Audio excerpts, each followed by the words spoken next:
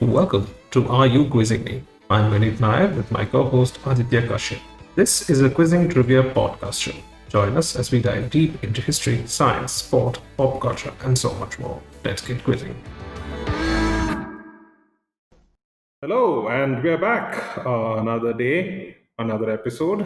A very special episode because we have a very special guest who's going to join us for today's quizzing. And I would invite Aditya to introduce him, if you please. Oh, of course, I would. But before that, let me just answer the question from last week, and let's not traumatize our guest with that bad joke. The question last week was KFC responded with a very witty little apology when they ran out of chicken in London. So if an Indian brand like Chayo's ran out of, say, chai, or how would they apologize? And I would imagine it would just be cha nose, because there won't be any cha left. Oh, So there'll be cha come nose. on. Okay, let's move past that as quickly as possible because I just wanted to get done with it. And yeah, it's my my old friend from college and a wonderful quizzer, a very smart guy. It's Sai Visesh joining us on our podcast today. Hey, Sai. Hey Aditya, hey Vineet. Hi. Absolute pleasure to be here. As Aditya, I don't know if it had been mentioned before, but Aditya and I were actually teammates for the first ever quiz that I had done in Singapore. There was a Tata Crucible quiz competition, and we both signed up, went in together. I think we were humbled a little bit. We didn't really make it onto the stage like for the final eight, but we came across with a newfound appreciation for each other and the quiz. And I think we tried to go back to Tata Crucible a couple of times, made it to the stage once. But yeah, that's how Aditya and I knew each other on the quizzing scene. And Vineet, you and I just wanted to point out that been a big fan of yours, having never met you, just from Oh. a Facebook group, quizzing at Singapore, where you used to post questions and answer them yourself, pretty much most of the time. Um, I just recently told my wife that, hey, Aditya has reached out to me. I'm going to be appearing on a podcast. His co-host is Vineet. Do you remember quizzing in Singapore? And her response was, oh, was he that doctor guy who used to ask the hardest questions and answer it? And then, like, all of us would just be like, who is this guy? What is he doing? Why is a doctor wasting time on a Facebook group? So her memory is as sharp as ever as well. Okay. Thank you again. Welcome to the podcast, Sai.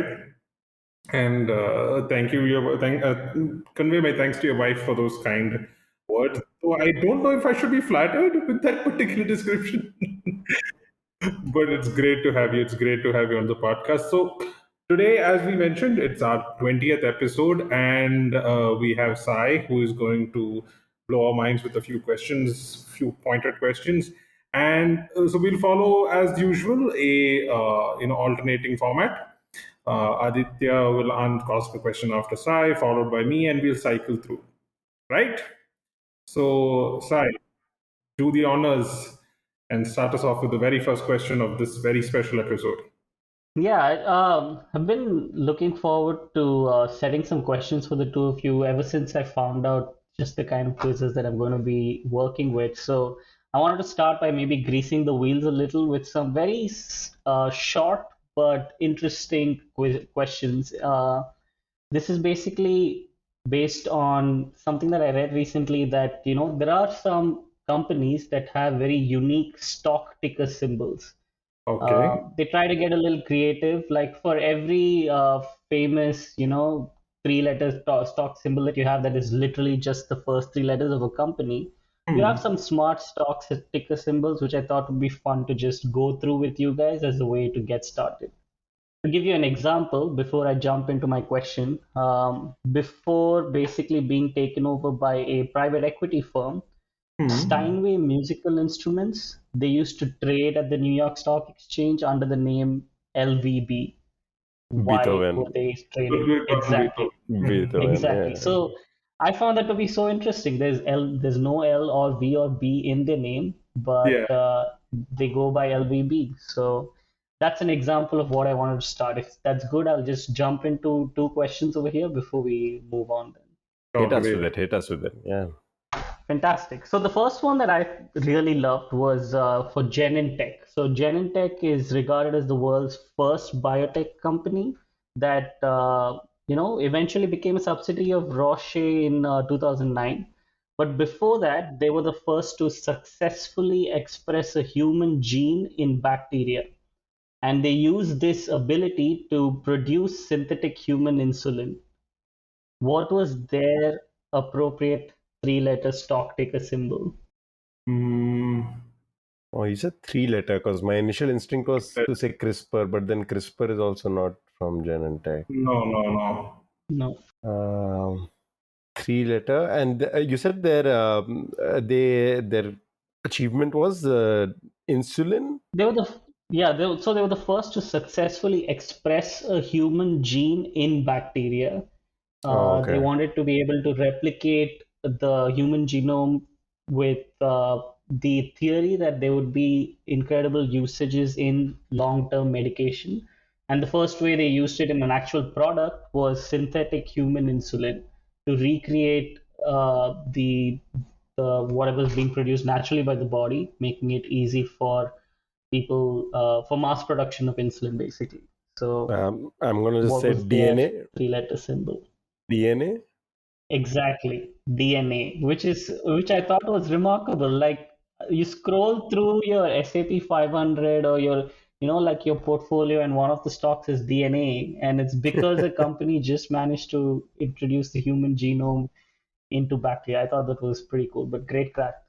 Now, I'm also Good. quite interested in understanding how they allot these three, letter symbols. I mean, like, what if there's a company that's, something like Detroit National, something. I don't know. I'm just making up stuff. But Yeah. if they come along, they're not able to get it, so they'll have to. So, is it somebody registers it first? Is it like a trademark that you have to keep in advance? No, Like, that's a great question. I would imagine it's definitely like a centralized patent office kind of a system of first to do it with like probably an expiry date of unlikely that there's going to be an expiry date. I guess it's a first mover advantage in that front. But clearly, now, a lot of these stock ticket symbols don't last whenever there's a takeover or there is a merger and acquisition. It probably opens it up again for Detroit National Ammunition to come in with DNA. But good question. I think I'm sure it might just end up being as straightforward as, hey, we want this, it's available, let's go for it. So Aditya, fact checker Hmm. general, I you know shall what to try do. to have a yep. I will. I will. All right. yeah. You said you had one more, Sai? Yeah, one I have one more which I really liked. Straightforward question. Sotheby's, the auction company, what is their three-letter stock symbol? I know this one, so I'll let Vineet try this out. Okay, Sotheby's auction. I okay. Did they try and kind of pip Christie's and go CHR or something like that? No, right? No. No, that would be a bit of a dick move, a smart dick move, but no, it's actually uh, I think there was less sinister in their efforts to be creative. Oh wait. Is it BID bid? Exactly, it's just BID. So going down to the root of what they do. So the reason I know this is because this was going to be a question in one of the future podcast episodes. It's been in Oh, my list for the longest time, and Oh, because he asked me, let me. I don't know. Maybe Sai already knows this. I'm just going to throw out a few more of these that I have been on my list. okay. Do you know Cake? So it's a four-letter one. Do you know Cake? Who's Cake. It has to be a registered company. Like my first instinct is like Cheesecake Factory. It is the Cheesecake Factory. It is the Cheesecake Factory. Oh, nice. Um, this one should be easy as well. Oh, Bud. Bud. who makes Bud Light? Anheuser-Busch. Anheuser-Busch is the one. Yeah, Nice. Budweiser is Anheuser-Busch. But quick Um, question there, Aditya. Do you yeah. know why some four letters are allowed, why three letters? How do they I'm not make that sure why that distinction? is. Yeah, because you said three, so I was looking at, and I just confirmed also. Nasdaq is definitely Cheesecake Factory is listed as cake. So I'm not sure Interesting. what their what it is, but it is the case that some of them are three, some of them four. That's how I Yeah. also knew Wonder how. Steinway pianos. Yeah. And there's one more which is cute, which is Asia Tigers Fund. Do you know what Asia Tigers Fund is listed as? Would it be ATF? Like No, no, ETF would be the most straightforward one. No, it's just a cute one. It probably is a bit Is tough it to crack. like So GRR? Grr, it's or like, GRR. It is GR. It is GRR. Asia oh, that's Tigers Fund crazy. is GRR. GR. Yeah. No, I That was is Okay, very thinking cool. cute like indeed. alcohol, firearms, and tobacco, right? Alcohol, tobacco, and firearms, ATF. Right, right, right, right, right. No, no, no. It's not that. It's Grr, GR. nice. GR. That's it. Very simple. Yeah. Okay, cool. That was fun little question to start us off. Thanks, hey. Who's next? Yeah. Vineet, is it me or you? You can, I mean, you please do the honors. Okay, I'll do that. So this is going to be a little anecdote, a little story that I'm going to tell you, and you can tell me what came out of this a little incident. Okay, a pizza delivery man, Richard Davis, was delivering pizzas in the early 1970s, and somewhere around that time he one of his pizza deliveries went awry, so it went south very quickly because he got involved in a shooting incident. So there were some armed robbers there, and he was involved in that, and he ended up and then he ended up actually shooting three armed robbers in self defense, and this was during a pizza delivery, right? So during a pizza delivery, he also was, by the way, a former US Marine, so which probably explains how he was able to also take down three people in self-defense. So Yeah. the question then is, what came out of this incident? What is Richard Davis today perhaps credited with, or is famous for, or not very famous, but would be known for at least this specific thing? So I actually have a good guess on this. So I'll just wait for Sai to try this before I give my guess. I'm not sure if I'm right, but let's see. No, right? Yeah. No, this is interesting. So, pizza delivery driver caught in a drive-by shooting, kills a couple of folks through self-defense. What is this the reason for there being like self-defense rule? I mean, no, that's too straightforward. I'm just trying to see what he could have gotten away with it. Um, So is this why they have X?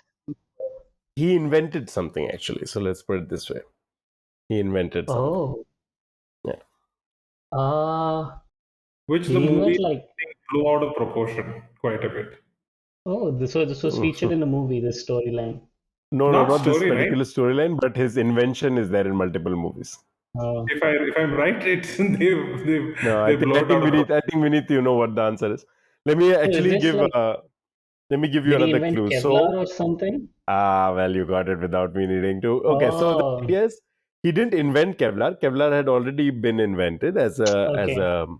uh, Synthetic material or as something. synthetic material, but using Kevlar as a body protection armor was something that he devised. And so Kevlar A armor, pizza delivery technically, driver. a pizza delivery man, and his company, he called it Second Chance, and it's an American body armor manufacturing company, and it was the first one to use Kevlar as body armor. Interesting. So this man came up with the idea of using Kevlar for body armor. Yeah, I'm assuming Vineet, you knew the answer Yes, yes. also. I was actually Yeah, going for bulletproof vest, but Hmm. yeah, yeah, it's Kevlar. Yes. basically Kevlar. I Yeah. wonder if he successfully delivered the pizza as well after that self-defense. Oh, that would be really Yes. cool. That would be really cool. Greatest In pizza fact, delivery man in history. Yeah. this guy was such a I mean, he believed in this product so much that when he started pitching it to people, he used to literally go up to these gun manufacturers, because those would be selling the vest as well, and he would ask them to use their guns on him. He would literally wear his Kevlar armor and he'd be like, "Oh, shoot at me!" And he has been shot at a few thousand times just in the process of trying to sell his product.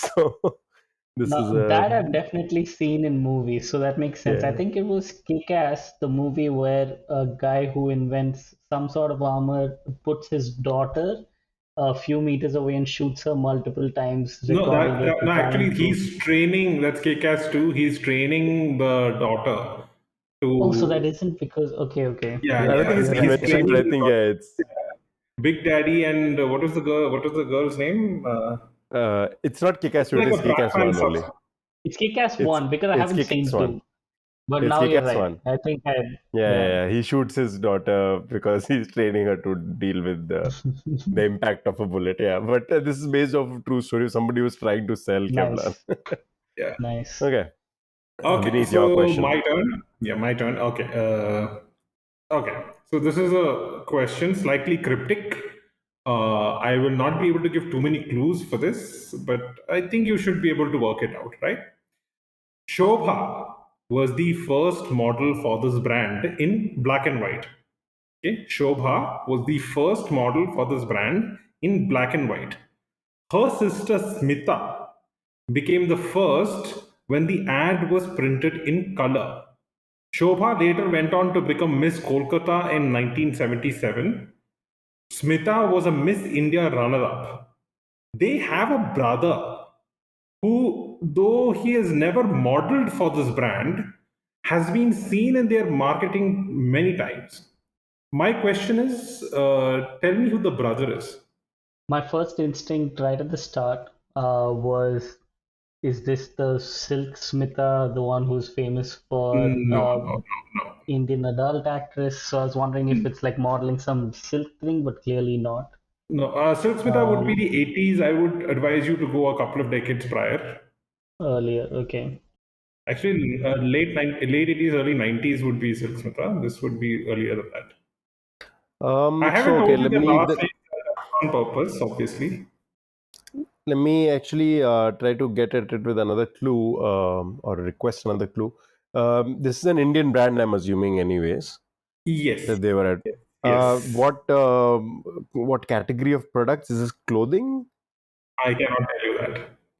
The Oh, moment I that, tell you what category of product, it's because there's only one answer that you could possibly give. So I can tell you as a later clue, but not right in the beginning. okay, fair enough.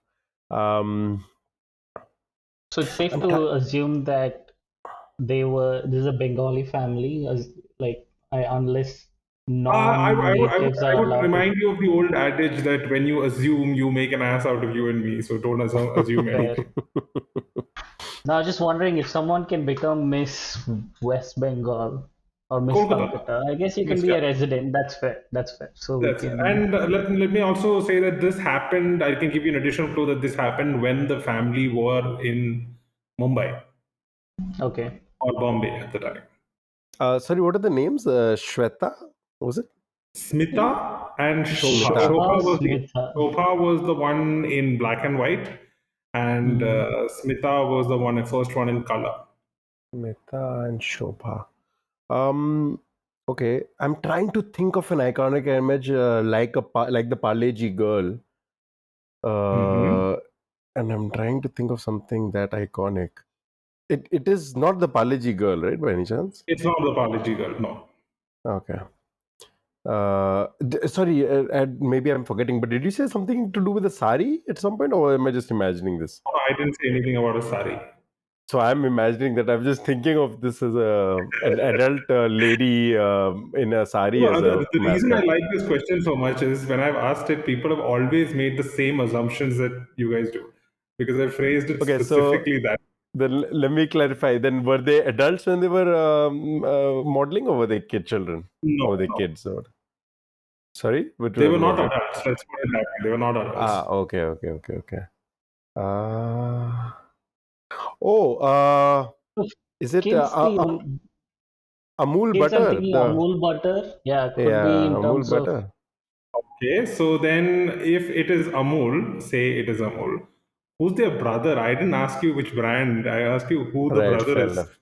Yeah. No, that's a while away from getting there. But okay, let's say if it is Amul. because he didn't say that we're making an ass out of ourselves by assuming Amul. So probably Amul. Let's Uh, put it this way: you are not making an ass out of yourself.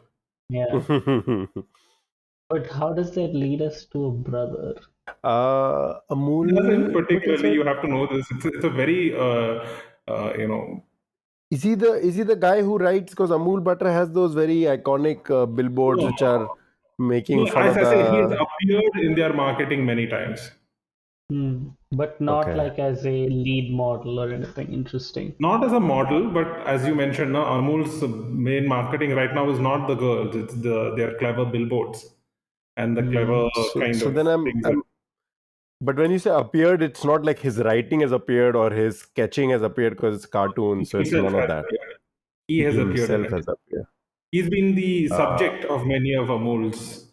Uh, because I found it okay. very, there's the kind of synchronicity that is there that, uh, this family has produced, you know, has had such an impact on the advertising phase, because the Amul baby is the iconic Indian kind of advertising campaign.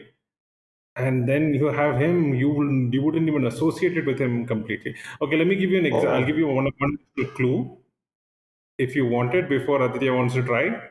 I'm just I am gonna making. say that.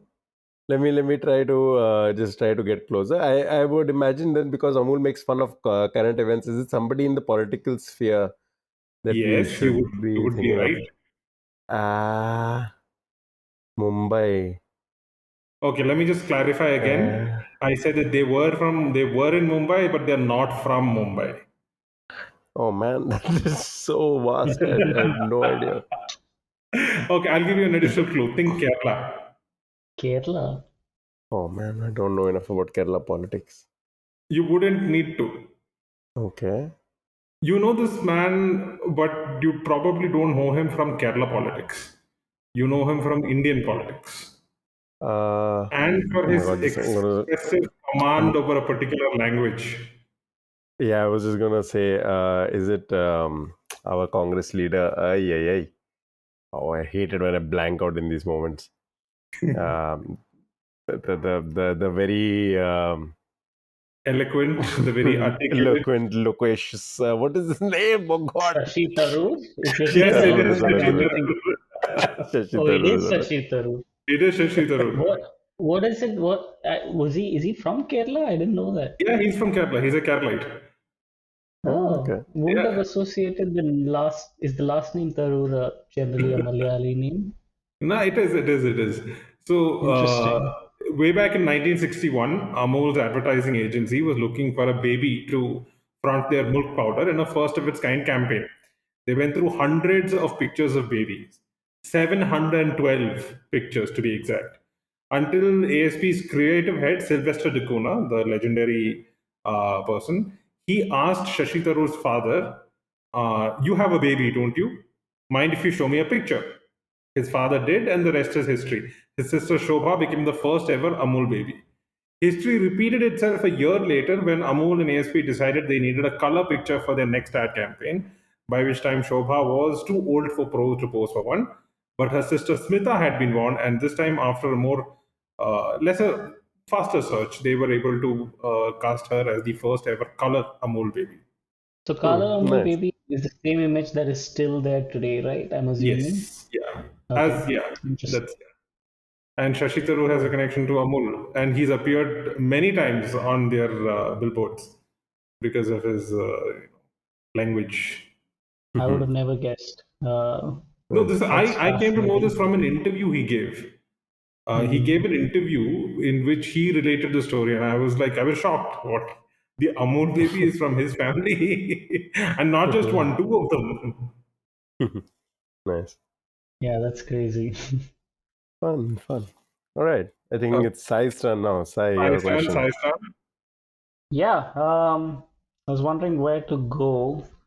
I have like three sports questions that I thought I could generally ask you guys because I've been told that sports isn't a topic that is broached too often on these hallowed With mics. good reason. With Both good of us are reason. not very sports inclined, but you know what? Go for it. Yes, I, go for I Yeah, it. I've Go think. for tried to it. make these. So no, like the point was, I didn't want to make these, facts and figures or records or anything that you just have to be a fan of the game to know. So I'm a big fan of the impact sports has had on general life in general. So like terms that come from sports or the effect that it's had on a larger landscape. So I tried to get questions that are in those fields, if that helps. So I'll like to give you an example. Maybe my first question for the two of you might be a little straightforward. Is that ping pong diplomacy was actually pretty big deal back in the I'd say like late Cold War era and towards the end of the Vietnam War and in an attempt to like fix what happened exactly to fix what happened after that. So it's most commonly used to describe the exchange of table tennis players between the USA and China in the early 1970s. Um, what other example of ping pong diplomacy was first seen in 1991 at the World Table Tennis Championships, but has subsequently extended to other sports?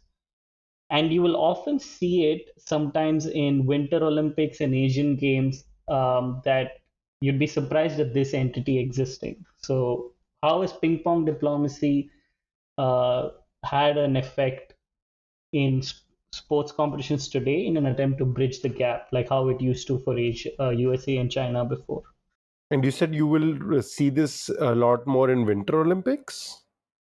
Yeah, because I think in the Summer Olympic Games, there are still official rules in place that certain things cannot be done. Whereas in a little bit more of like an Asian game situation, Winter Olympic Games, we have seen ping pong diplomacy in effect in a certain kind of way. Is it the exchange of paddles or something like that? The players I exchange think paddles? no, it goes down to a much deeper level. It's an attempt to bridge uh, bridge a big like divide, if you will. So it tries to have a greater impact than just a show of sportsmanship. Okay. But is it a physical practice that is done during these events, or is it something more like in the No, I organization think of it? And no, that's a fair question because it's more of a the effect of this ping pong diplomacy is seen in the form of um, how do I phrase this without giving too much away? oh, don't worry, you're not Okay, giving it too much away at all. Yeah, We are very. we are still in the dark. okay. So due to certain restrictions and regulations that are put in place by non-sporting bodies, like there are larger world implications, there are restrictions out there. Certain nations are not allowed to participate in some of these events. And so, through the form of ping pong diplomacy, athletes from certain places are allowed to participate under the under this kind of in effect, if you will. Oh, okay. Okay. So being able to maybe Play. play for a country that you reside in but are not a national of, Kind of. So I'm looking for something very specific, and it more doesn't specific. need it isn't about like the residence issue. There has been that that is, I think that transcends the ping pong diplomacy aspect of it. That's much more down to like the residence rules and the flexible Mhm. citizenship laws in place. But this is strictly a diplomatic effort that was undertaken by organized by the sports organizations. Yeah. But I don't know if this is the thing, but like, do countries at war not want to play against each other usually? Is that a thing? Usually, so that's a fair assessment to make. That generally, for example, a Ukrainian player recently, I think in weightlifting in one of the competitions, refused to, or like wrestling, refused to compete against a Russian compatriot.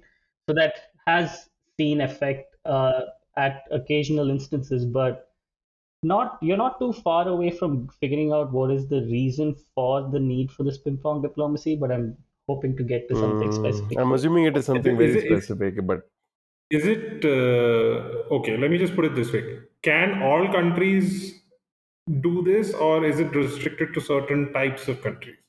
Uh, I don't know what's stopping other countries from doing it, but there's only been one instance of an attempt to do so. I wouldn't be surprised. Maybe once we get to the answer, Vineet, I'll come back to your question. I wouldn't be surprised if in the future, sorry, I would still be surprised because it's kind of ridiculous, but in the future, there might be another instance uh, of the kind of question you're asking. But once we get to the answer, I'll come back to that. Okay, I am at this point. I'm Because when you drawing a said complete 91, blank. right?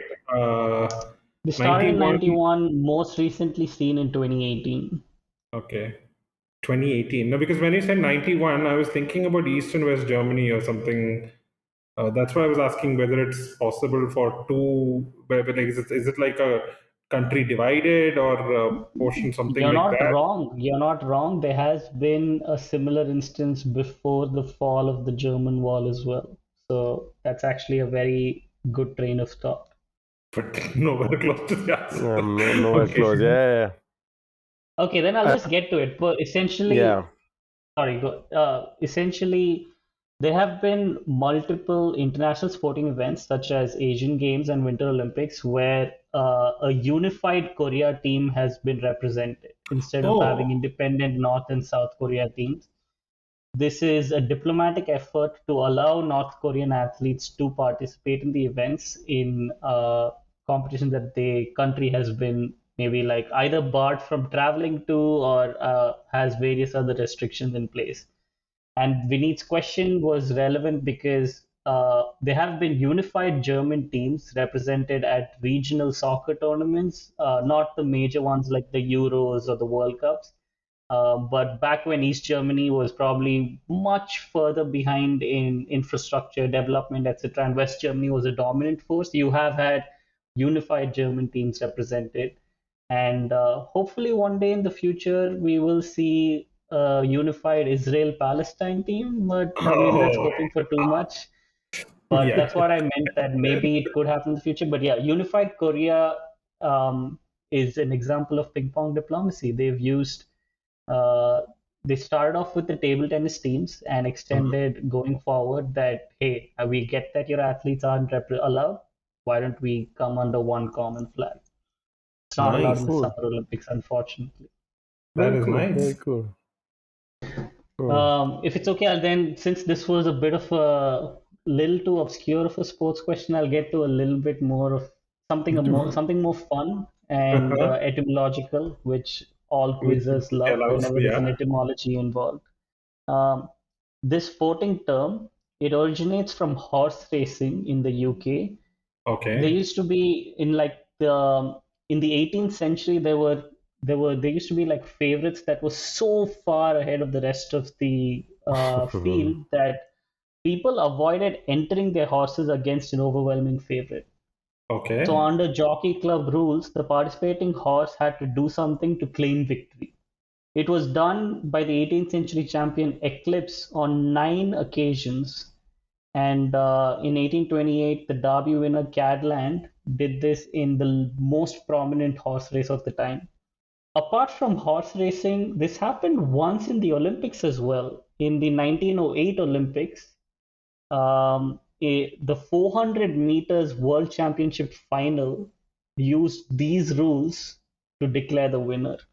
So this particular sporting term is now used pretty much uh, unanimously across all sports. What am I referring to? Okay. I'm just going to give a wild guess. Yeah, Is it the origin of winning hands down? that is also something that finds its origin in horse racing, Horse so you're racing, not yeah. wrong. Okay. But no, it's not specifically the instance here, which Okay. so that this practice is from the time when other people just refused to enter their horses against an overwhelming favorite. So what did the Is it a horse need to walkover? do? It's called Exactly. a This walkover. is what a walkover is. Whenever there were no other entries in a horse race, the leading horse just had to trot across the full track to claim victory. And in the 1908 Olympics, which was in London, um, all other American finalists had been disqualified for various reasons. The most prominent of which was an illegal maneuver according to British racing rules, but wasn't the case in America, where in the 400 meters in America, you are allowed to switch lanes to try and get to the inside after the Inside. first 100 meters. Okay. But in the UK, you needed to stick to your lanes at that point. So someone was disqualified. The other American racers withdrew out of protest, and one British guy ran the full race, walked the full 400 meters to claim victory. So that was the last Olympic walkover, if you Oh, will. nice, I think he nice. might have also set a record which is yet to be broken, which is the slowest 400 meters Slowest run in one. the Olympics. I think Wouldn't be Oh, he- wow, yeah. surprised. The fact check can verify I that. Was I has there shall, been but a that slower? I can't imagine there would be a slower Olympic Yeah. record for the same event. there is Fun. a technical, I think, slowest marathon, which is around 40 years. Wow. What? 40-year Please marathon. elaborate. Okay, this is again off the top of my head. I don't remember the specifics, but if I remember correctly, there was a marathon, and I believe it was the Olympics, and there was a Japanese runner Oh, yes, who yes, yes. kind of I know stopped this. halfway, and then he decided to drop out and went back home. Nobody knew whether he completed the race or not. And then 40 years later, they found him in Japan, and they called him to please complete his race. So They technically, it's invited around him back 40 and he came and completed it. Yes, I remember this. completed. Yeah, Yes. Yes, this made the news. Yeah, that's I remember so. fascinating. 40-year marathon. Yeah, right. Okay, cool. All right. So my question. Okay. So this has to do with Japan and a population in Japan which is considered quote unquote untouchables over there. So the very ostracized and oppressed society, oppressed class of people over there, who were, and let me get this, try to get this pronunciation right. Burakumin. So I hope that's how at least I'm trying to spell it out. It's Burakumin. And these are quote unquote the untouchables in Japan. Now they have for long been oppressed and discriminated against, and this was solely because of their ancestors' birthplace. So there is no other distinguishing factor about them. So it isn't racism in the form of like how you look or any of those things. It's just if you knew about somebody's birthplace, you could ostracize them and treat them poorly, as happens across many societies. So the okay. Burakumin, in recent years, of course, the Japanese society has tried to make amends for this historical wrong. Um, Uh-huh. they also were and one of these symbolic, and this would be considered offensive in Japanese setting. Four-fingered hand gesture would refer to a non-human animal, is how it is phrased. So like say a dog or any of these animals, and that would be comparing that particular individual to these animals, and that would be obviously very offensive. So this is a Okay. way of gesturing that you are perhaps of this particular group, you belong to this particular group. Yeah, you're a Burakumin. So it is considered offensive, this gesture, hand gesture, which US corporation has had to pay allegedly many millions of dollars in relation to this particular hand gesture, offensive hand gesture. So it's vaguely phrased right now, but let me give you a chance to try to crack it before I go more with facts and hints. Not that it might give me, something that's closer to the answer, but I'm curious if the four-finger representation is the four fingers except the thumb or the four fingers except the little finger, if I not that have you Okay. have too not much been able preference. to find a visual representation of it, but every place says four fingers. So I'm assuming it Okay. is Without the thumb. the Sans thumb. Yeah. Got it. Constant, which could get you killed in Nazi Germany. Little Quentin Tarantino reference over there. Thank you. Yeah. Okay. And the question is which US corporation had to allegedly, fork I'm up guessing it has to do large something sums of with money. the hand gesture itself. Yeah, and the hand So they gesture of have it. They four. should be having it in their logo or on their uh, website or maybe their And possibly product. some kind of like footprint in Japan, I would assume. So an international Yes. corporation. It's an international Uh, corporation. It's present world yeah. over. Yes, yes. Um, Oh, wait. I have no, I don't think so. But okay, this is a weird kind of guess coming out of nowhere. But is it Disney? Ooh, that is yeah, yeah. You are right. But do you know the connection there? Yeah, they have a lot of characters with only four fingers. Yeah, right. Yeah, oh you my are absolutely God. right. No, Uh, that's incredible. Mickey Mouse has Mickey four Mouse, fingers, four fingers. and a Yeah. lot of their other cartoon figures have four fingers. So just because they don't want to offend this group of people, and they want to make sure that, so they donate to allegedly, again, there hasn't been like a record of it financial, but they're apparently in Japan donate to the cause of upliftment of these particular group of people, just to ensure that, hey, we are not trying to be offensive. It is just a symbol of our flagship character. And Disney apparently pays millions of dollars for these causes, just to Yeah. be That's So able to use it's that one of incredible. four those fingered character. it's one of those mysteries, you know. Mickey Mouse doesn't wear shirt or pant, but he wears gloves. I just, but interestingly enough, there is a reason to that. There is animators found it difficult to animate fingers and hands, and gloves were a Ah, easy get around to it. easier. Ah, Yeah, okay. there's a wonderful Right. Vox video for anybody who's interested to go check it out as to why so many cartoon characters have gloves and don't have fingers and hands. Mm, Yeah. Anyways, that so was a that's my No, nice question. that's question. fascinating. That was a fascinating. Disney, no company does better than Disney at just forking over sums of money to get over the moral quandaries that are presented by their work. Yeah. Apparently, and also they are, on the other hand, they're also very litigious if you do Oh, use 100%. unlawful representations of their characters. The So, like Ron DeSantis is going to be mm, facing a lot of challenges in his effort to represent the Republican Party when Disney's just been suing the hell out of him. So he's trying to go hard at Disney's lawyers are Disney, and legendary. yeah, interestingly enough, so a lot of people might know this, the trademark extension, the copyright rather extension, has been something that the Disney Corporation has been pursuing for the longest time. So initially it used to be 25 years past the creation of a particular whatever, any form of art, the copyright would expire in 25 years.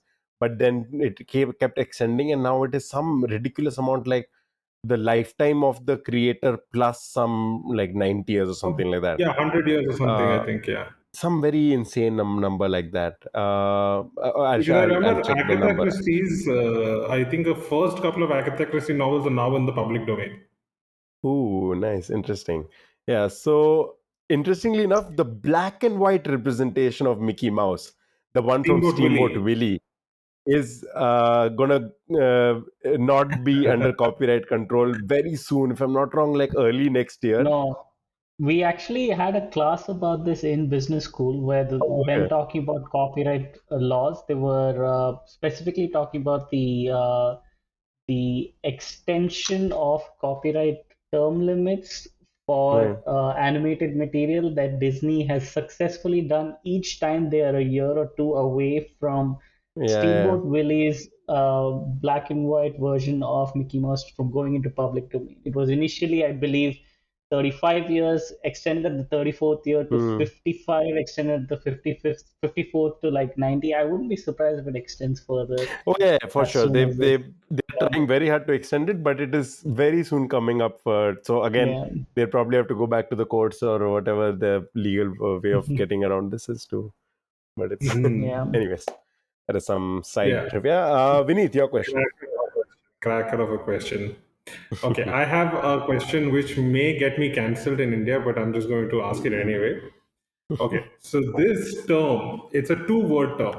Okay, this term, blank blank, is used to refer to corruption in Turkey. Okay? It is a slang used to refer to someone indulging in corruption, misusing public money, and stealing.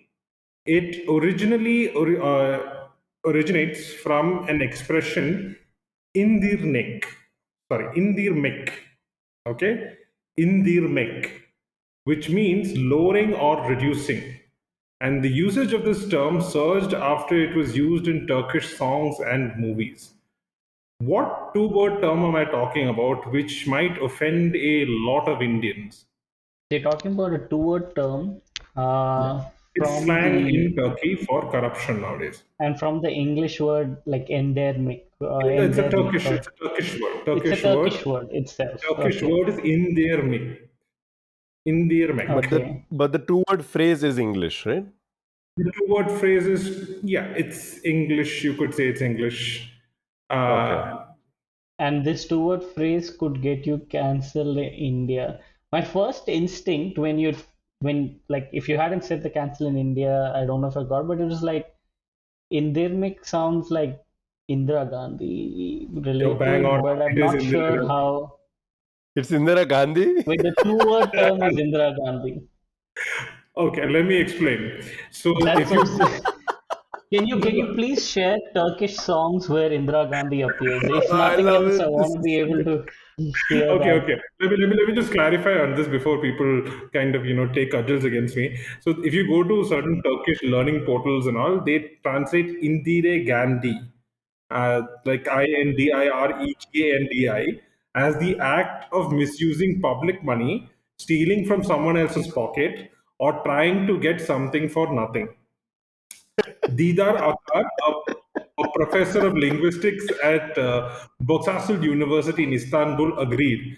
The only explanation I can think of is it is based on sound resemblance to Indir, which is take down, pull down, and Kandi, which is deceived or fooled in Turkish.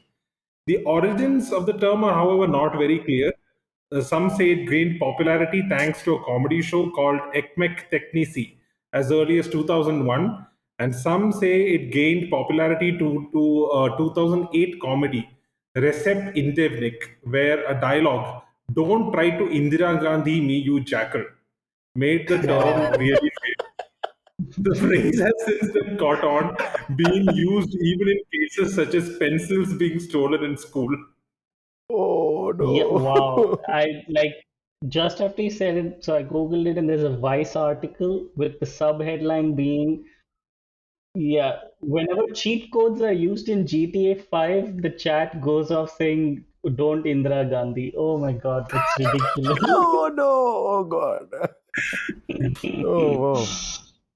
Wow. Okay. This So is blame this Turkey, is a not lot. me. I just came up with the question. Don't shoot the Yes, this. messenger. No, but like to get a little serious over here, a clear like blank spot in my knowledge of Indian history is post-independence, pre, let's say, my life. Could one of you just maybe shed 2 to 3 minutes on has Indira Gandhi? I know that she's a controversial leader for sure. Did she Yeah. have a lot of like corruption scandals around her? And if Not, so, what yes, is I wouldn't say it's straightforward corruption, but misuse of power, yes. So there so was misuse of power is famous with the emergency and the all that, but emergency. is what Exactly. else The comes reason to for the mind? emergency was apparently because she used government resources during an election. Because when you're fighting as a candidate, you're not supposed to use any kind of government resource. You're not supposed to use any of your powers as a government official.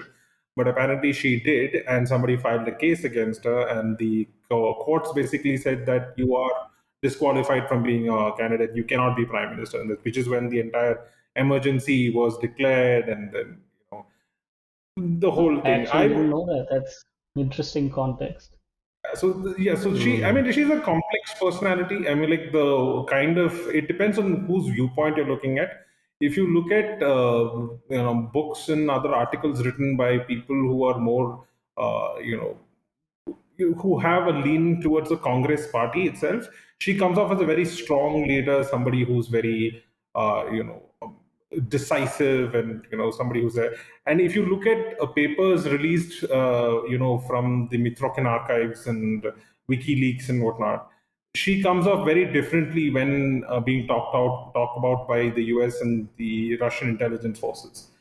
it's a very different picture. Then there are articles and things which are written by her kind of sycophants, which you know uh, they compare her to Durga and whatnot. And then you look at her opponents and they have a completely different picture. So it's very difficult to get a very neutral view of who Indira Gandhi was. Everybody's view is colored by their politics. So it's very difficult to get a kind of nuanced picture. But yeah, she was a very complex personality. Interesting. I'm sure all like everybody else, she has a good and bad, but I guess you can judge her for some of her actions, and definitely the emergency is a Yeah, massive black if mark you in that want to one. read about the emergency, I would recommend Kumi Kapoor's book on the emergency. It was a Hmm. really good cracker of a read. I mean, like it was. She tells it like a story, Lovely. basically. Lovely. Okay. I love Right. that. Yeah. Okay.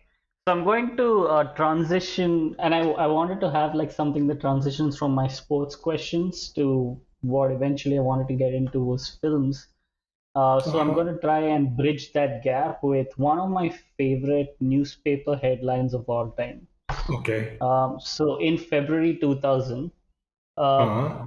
for context, I'm sure like maybe you guys are aware, but many of most sports fans be aware. Scotland has two absolute powerhouse football teams. One is Celtic, one is Rangers, and Celtic has been incredibly dominant to the extent that in terms of number of titles won by like two teams, no league is more skewered than Scotland. Okay. So in February 2000, a relatively lesser known minnow of a Scotland football team called Inverness Caledonian Thistle, formerly known by Inverness, they Okay. defeated Celtic 3-1 in the third round of the Scottish Cup in what is probably the biggest upset in pre-match odds in like British football history. The Okay. result was led to one of the most famous newspaper headlines, which was the Caledonians, the Inverness nickname is Cali, so they were like Super Cali, go ballistic. Celtic Okay. are atrocious. Okay. Yes. And we know this, it shouldn't be a surprise that this is a play Common. on a famous word from Mary Poppins, supercalifragilisticexpialidocious. Yeah. What is interesting is this is an official word in the Oxford Dictionary, and Okay. it was first described by Richard Ledler in his book Crazy English to be Okay. made up of synonyms for a few words that are all put together.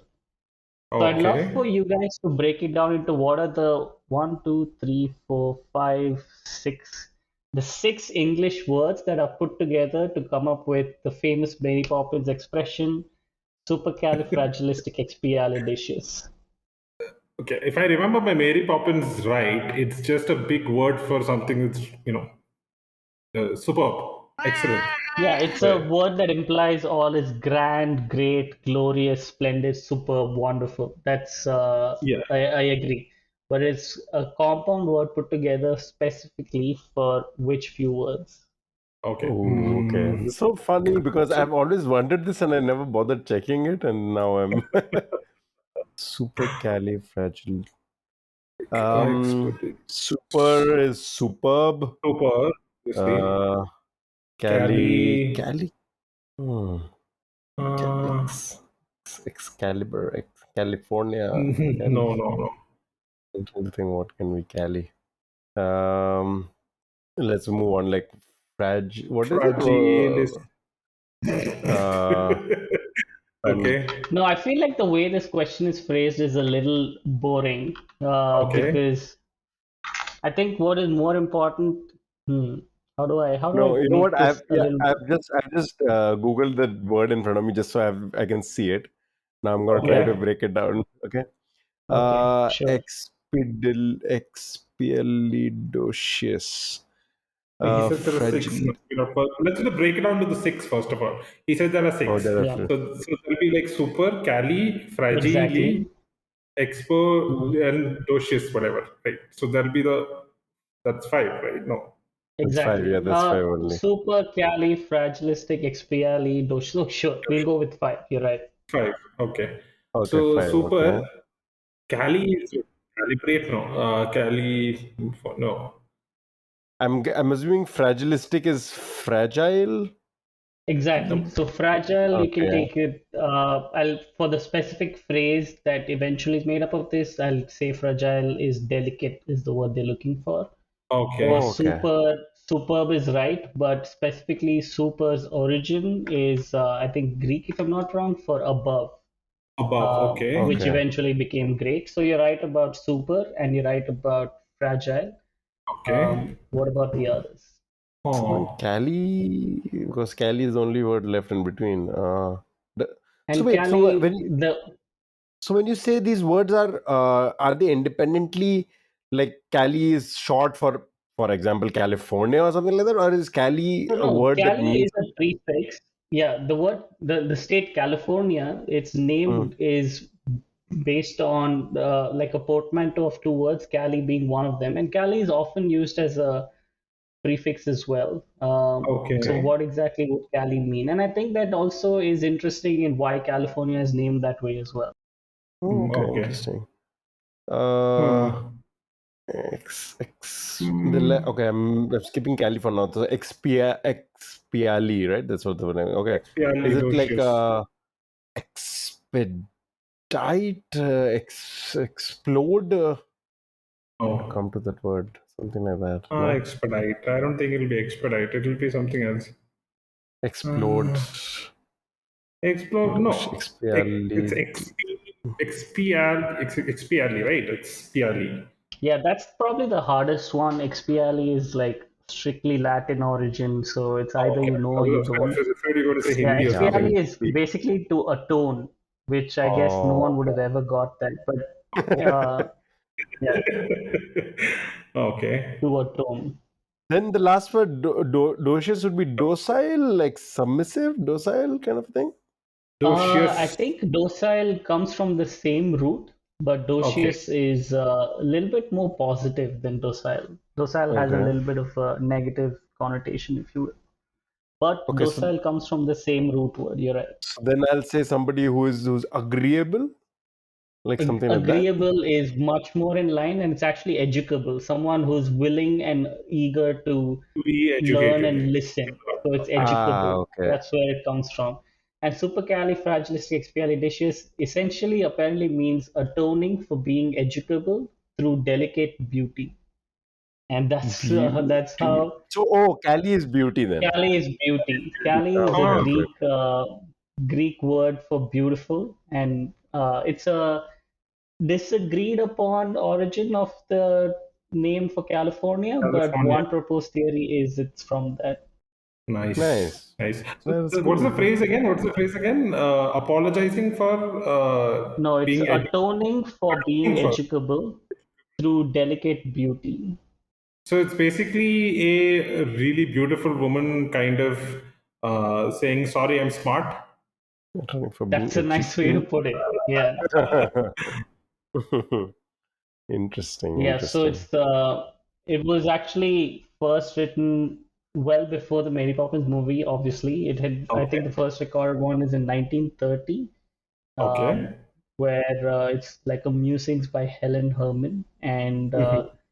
Richard Ledler in his book Crazy English broke it down as the reason it was originally written was I think a description of a character, so it could be exactly what you just said, Vinny, and then Mhm. it featured in the movie.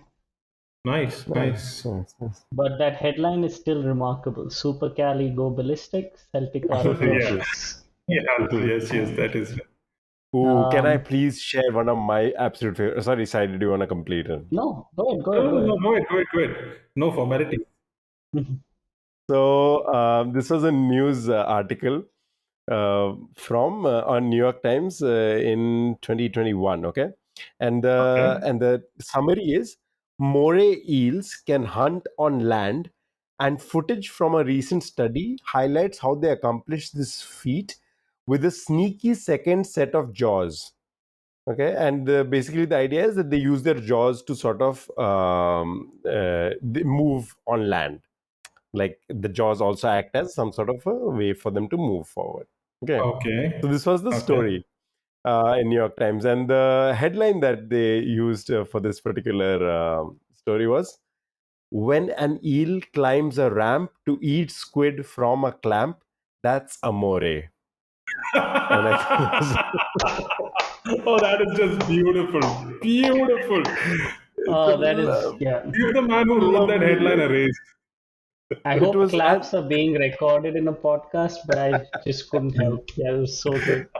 it was so good. And the lovely thing is, I heard about this not because I was reading New York Times, but I was listening to a BBC podcast, and they were like, you know what, game recognizes game, because BBC is also known for like doing this little funny little thing once in a while with their news items. So they are like, game recognizes game, and we wanted to shout out Oh, New York Times for this no, headline. but Aditya, you need to do justice to the headline and I need you to sing it Sing in it. the Oh boy, right I was Sing intonation. hoping it. you would Sing ask.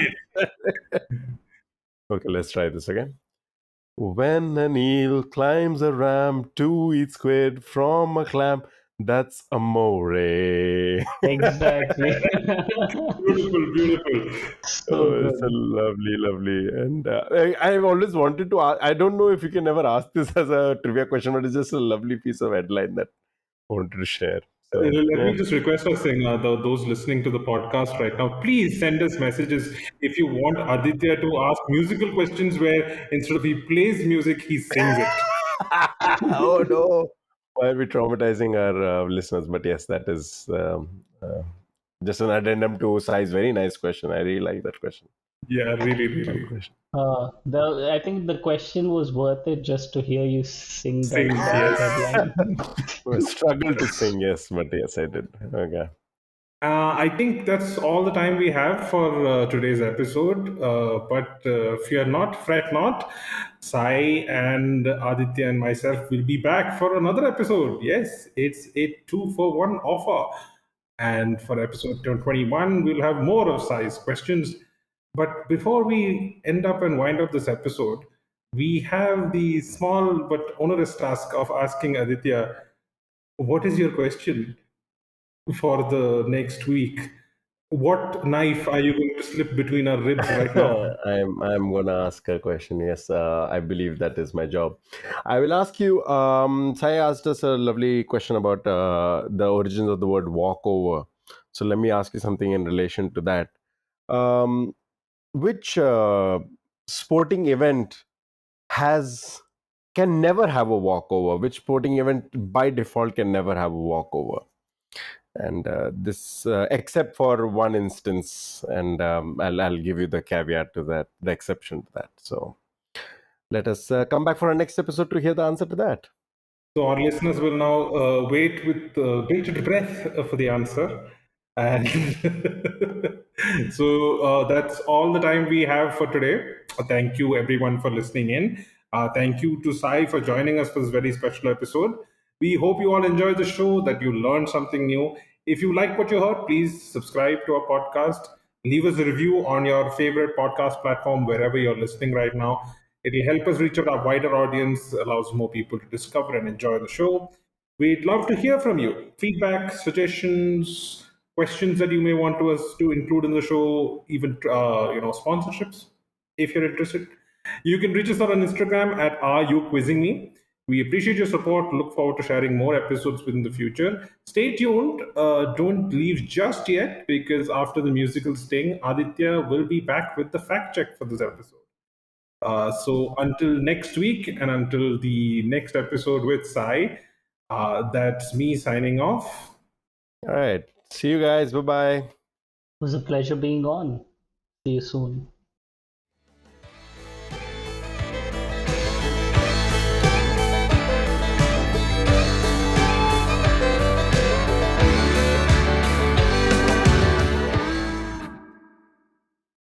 And here's the fact check for the episode.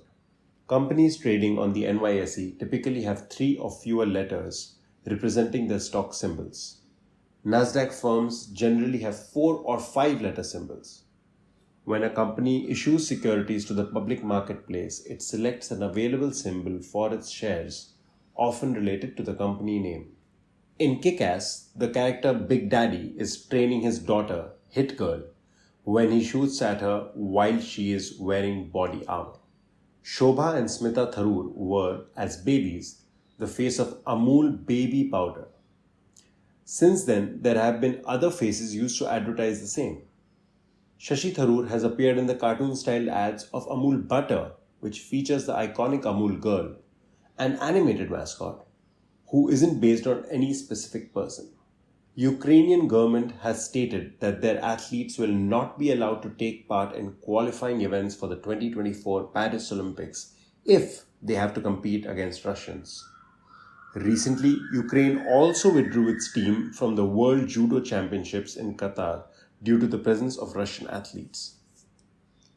A unified German team has competed in the Olympics when Germany was divided into East and West Germany. This was called the United Team of Germany, and they competed in the 1956, 1960 and 1964 Winter and Summer Olympic Games. Wyndham Halswell finished his men's 400 meters at 1908 Summer Olympics in 50 seconds, even though it was a walkover. The slowest winning time in the same event happened at the 1896 Summer Olympics with 54.2 seconds. Shizo Kanakuri was a Japanese marathon runner celebrated as the father of marathon in Japan. He is also remembered for the slowest marathon in history, with an elapsed time of 54 years, 8 months, 6 days, 5 hours, 32 minutes and 20.3 seconds. The marathon was at the 1912 Stockholm Olympics, in which he collapsed more than halfway through because of heat exhaustion and then abandoned the race. In 1967, Swedish authorities contacted him and invited him to come back and finish his race. The Copyright Act of 1790 established US copyright with a term of 14 years and a 14-year renewal. The Copyright Term Extension Act of 1998 established it as a life of author plus 70 years term. And that's all for our longest ever fact check.